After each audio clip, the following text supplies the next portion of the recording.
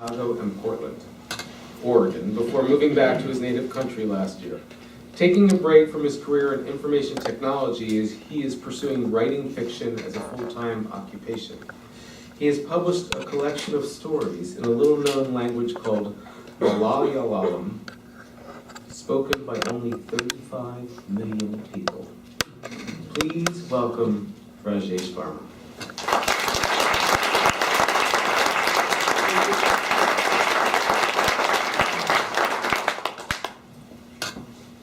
Thank you all for coming to my reading. Let me take a moment to thank Fred, Mike and Melissa. Thank you all to my podmates and the members of my writing group. I feel privileged to have worked with the best of the faculty here at Queen's, including my pod leaders, Jonathan D., Fred Lebron, Naeem Mer, and David Payne. My thesis advisor, Pinkley Benedict, my readers, David Payne and Jane Allison, and my staff advisor, Patricia Powell. Thank you all. I've learned so much from you all. Thanks to my loving wife and 2 children who had to suffer much because of the writing habit and because of my decision to take a break from a secure job in the software industry and pursue the habit. This reading is dedicated to my parents, both of whom passed away in the last year. This is from my thesis. It's a novella called Ice Cream and Thirst. At one point in my life, not so long ago, telling stories was an important part of my career. When I was an ambassador of global financial prosperity to the state of Kerala in the newly prosperous India, I appeared regularly on TV shows. I was interviewed by girls with fake American accents on studio stages with microphones hidden inside fake potted plants and fake skylines showing behind me through fake windows on fake walls. Whenever I was interviewed, I told stories about myself to make the interviews more interesting and educational. The entertainment part, then the educational part was the goodwill that I built up in the viewers' minds towards me and my brand. The entertainment was that they had no idea I was doing it. I keep thinking, what if I were telling stories not to distract or deceive the audience?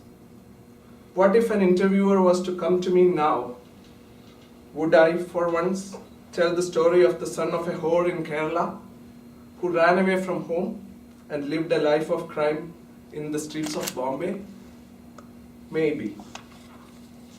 Or maybe I would tell a ghost story where the ghost would be that of Sapna, the most beautiful actress that ever lived. Yes, I would rather do that. Not only would it be more interesting, but it would be easier on the souls of the listeners. Sapna was the legendary actress who made 56 films before dying at the age of 33.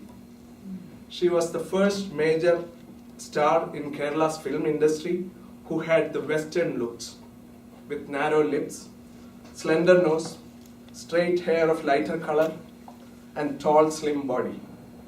The movie theater I frequented as a boy was named after her. For as long as I can remember, I've had the feeling that I was being followed or watched. I used to ignore it, reminding myself that such things are natural in my line of work. But then something happened 4 or 5 years ago that called into question my presumptions, and I had to stop and pay attention. I was 39 years old, and it was the time before I became what the media would call a business leader.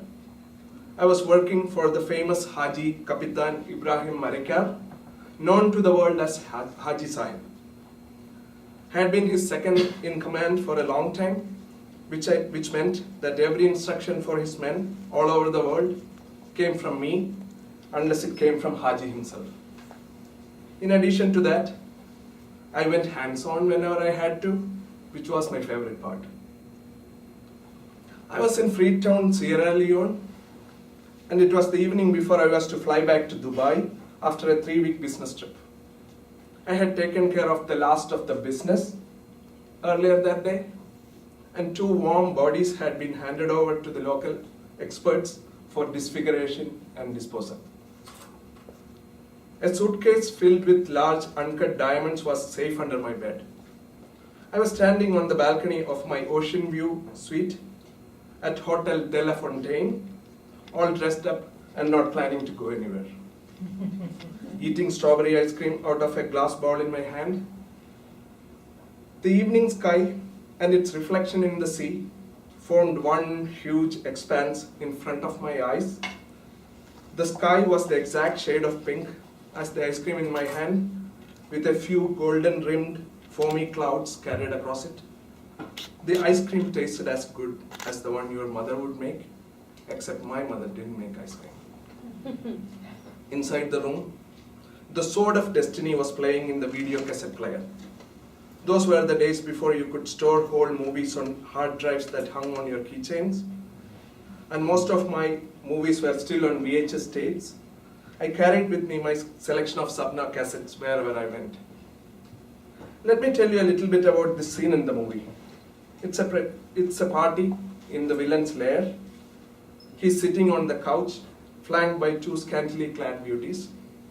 Across the hall, Sapna, held against her wish by the villains, has just stepped out of the shadows and is going to sing.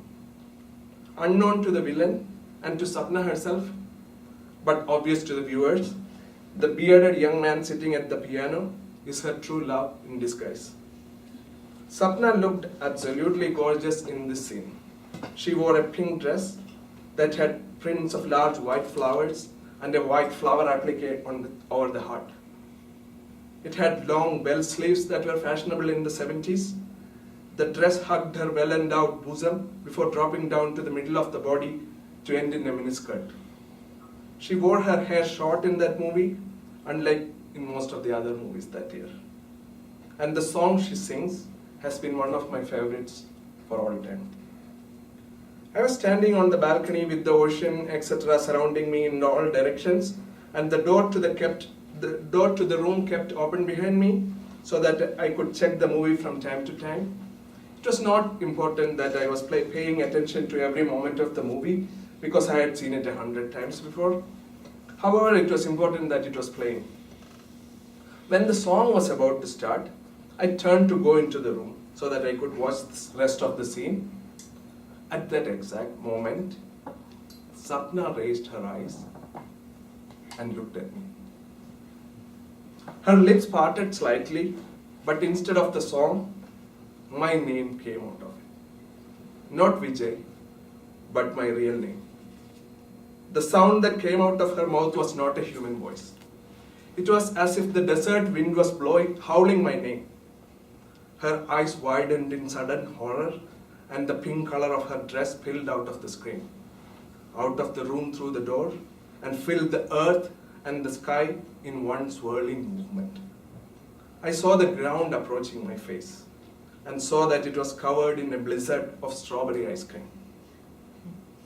There was a clinking noise, which as I realized later had to be the sound of the ice cream cup hitting the concrete terrace below. It did not hurt at all when my face hit the ground. It was as soft as the strawberry snow it resembled. According to the South African doctor who treated me, here is what happened. I had an undiagnosed case of vertigo.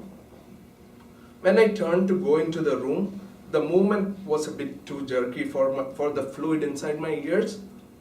So my brain decided that the earth would be the best place for me.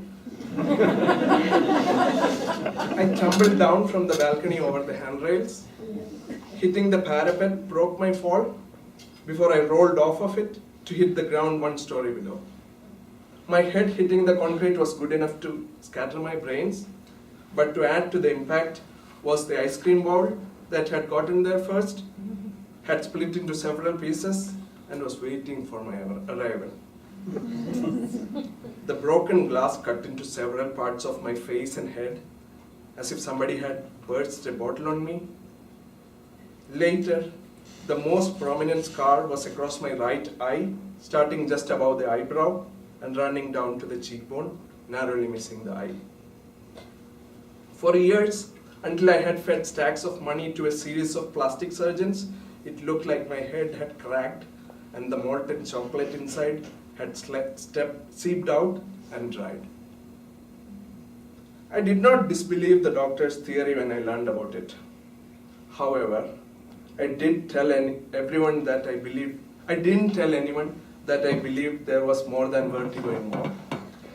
Neither did I talk about the last thing I saw before I lost consciousness, a thin pair of feet in pink and gold shoes standing next to my face. I believed that Sarna's spirit was present in the room. It was not clear to me why she was there, whether she was the cause of the fall or if she was trying unsuccessfully to prevent it.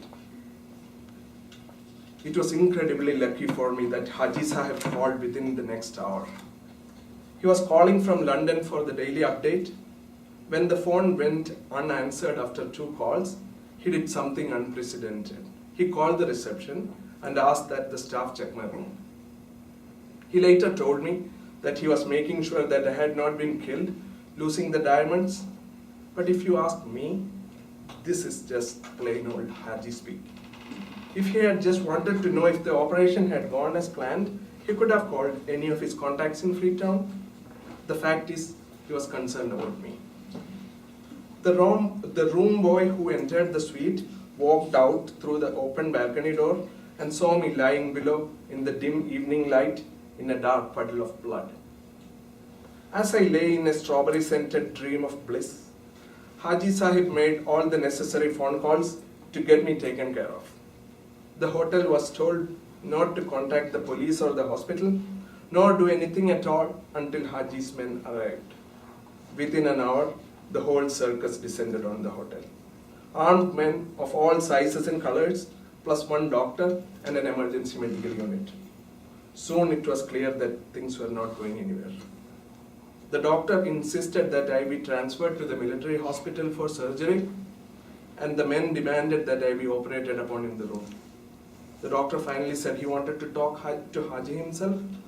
Following that, an unoccupied mansion in the Lumley Golf Course ward was commandeered with help from 1 city councilman, and I was taken there. All the equipment and trained medical professional necessary for the surgeries arrived there within the hour. I ended up staying in that house for a little over 2 weeks, out of which 8 days were spent unconscious. The first 2 probably from injuries themselves, and the rest from the anesthesia. During the period of unconsciousness, my brain was exploding with all kinds of profound ideas and realizations on the nature of human mind and life itself. And I was damn sure I had reached a state of enlightenment. I could see the past, the present, and the future, and I could see 360 degrees around me. When I finally woke up in pain though, the only thing I could remember ended up being not worth much. It was the plain knowledge that thirst cannot be quenched with ice cream. However, when I lay unconscious, the theory, as well as my name for it, ice cream in thirst, had seemed brilliant to me. I saw myself delivering endless sermons on this supposedly amazing knowledge. I stood in classrooms, conference centers, and stadiums lecturing at length about this. The speeches were followed by demonstrations of my theory on various volunteers, including Haji Sahib, several of his men, Sapna, the Crown Princess of Salamia, my mother and myself. Each of us volunteered to consume bowls of strawberry ice cream and answered questions on how we were doing. Yes, we would whisper through our parched throats. We are still thirsty. Can we have some more ice cream, please?